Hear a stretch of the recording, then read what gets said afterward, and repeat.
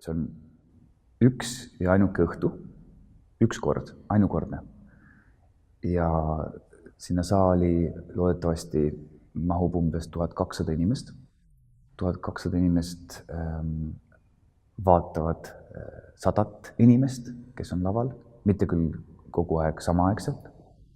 Siis selleks, et neid inimesi paremini näidata, eksponeerida, avada, oleme me jõudnud mõtteni, et seda peaks tegema läbi kaamerasilma, tuua nägu suurde fookusesse, nii nagu Kaupo, kui ta käib neid inimesi nende kodudes üle Eestimaa pildistamas.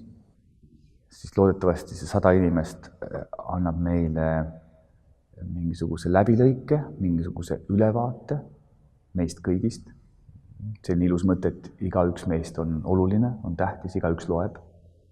Ma arvan, et kui mind kutsuti kampa, siis mind võlus just nimelt ennekõike selle ettevõtmise ainukordsus. See on üks ja ainuke kord, üks õhtu ja samas niivõrd palju erinevaid inimesi saavad ühte ruumi kokku. Ehk siis see energia hulk, mis sel hetkel koondub ühte pisikese punkti, ma arvan, ma tahtsin sellest osa olla, et see peab olema võimas.